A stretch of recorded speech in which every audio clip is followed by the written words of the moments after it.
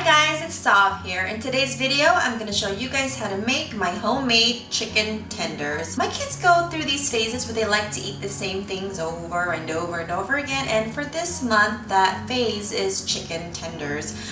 So I've been making them about every Friday for the past couple of weeks, and this recipe is definitely in heavy rotation in this house. It's really good, and my daughter, for example, when we go out to eat and we order chicken tenders, she tends to eat around the outside. She'll take off the breading and then just will eat the inside because she says it's too much breading, it's too salty, it's just not good, just cannot deal with it. But homemade chicken tenders eats the whole thing. This is a recipe that even your picky eaters will enjoy.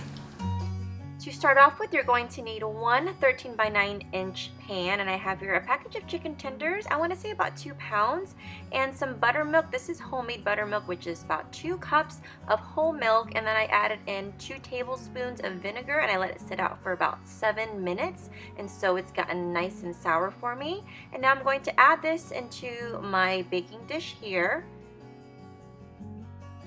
In will go all of my chicken tenders, and we're going to let this soak in the fridge overnight. This will do a really good job at keeping your chicken tenders nice and moist when you fry them up so that you don't overcook them.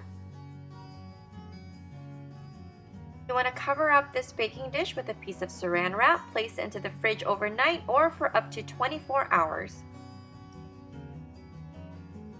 Now we're going to work on our flour mixture. I have here 1 cup of flour, to that 1 teaspoon of salt, half a teaspoon of black pepper, half a teaspoon of white pepper, 1 teaspoon of paprika, 1 teaspoon of garlic powder, 1 teaspoon of onion powder, and finally half a teaspoon of Italian seasoning.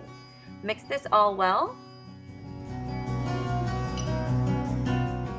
Before we begin, we're going to clump up our flour mixture a bit. This is going to give the chicken tenders kind of more of a breaded look without being overly breaded. So I use about up to 3 tablespoons of buttermilk per 1 cup of flour. Now this is the same buttermilk that had, the chicken in it, so it's going to give us kind of hopefully the idea of the chickeny flavor. The more buttermilk you add, the more clumpier it'll get. It's really up to you. Now I have 2 eggs here that I'm going to lightly beaten. If you want, you can leave out the eggs completely out of this recipe. I like to dip my chicken tenders in the egg first and then the flour mixture because I think it gives a nice texture, adds a little bit more crunch and crispiness to the chicken tenders in my opinion. But if you can't eat eggs or if you don't have it, you can definitely leave them out.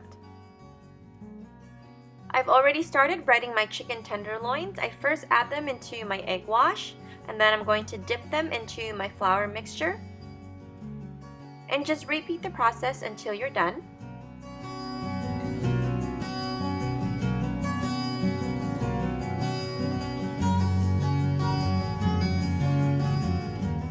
They're going to look something like this, and now it's time to fry. I've placed some vegetable oil into a cast iron skillet. It's on medium-high heat. I'm testing out how hot it is with a chopstick. And see all those little bubbles? They're forming pretty quickly right around the chopstick. I know that my oil is hot enough. That is what I call my Asian method. So now I'm adding in my chicken tenders. You want to cook these for about 7 to 8 minutes or until they are nice and golden brown. I like to turn them pretty often while cooking them so that they brown evenly. And if you were wondering, you want your oil to be about 350 degrees if you are using a thermometer. Alright, it's been about 7 to 8 minutes, and just look at that. These are perfectly cooked, they are evenly browned, and these are ready to come out. I'm going to place my cooked chicken tenders onto a wire rack, and underneath I put a piece of foil underneath to catch any drippings. You can use just place them on paper towels as well. I just happened to be baking cookies that day and the wire rack was already out.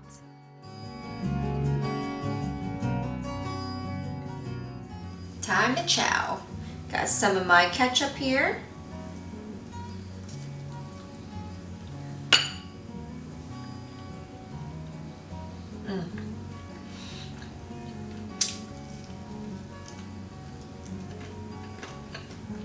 The chicken inside is nice and moist and not overly cooked. That's why it's a really good idea to soak the chicken in the buttermilk overnight because it keeps the chicken inside nice and moist. Perfect amount of breading, not too much, not too little. The seasoning is perfect. Taste a little bit of that Italian seasoning, some of that kick from the white pepper. You guys are really going to enjoy this one. I hope you guys enjoyed the recipe. Thanks so much for watching. Now I gotta go and finish this because I'm kind of hungry. Bye!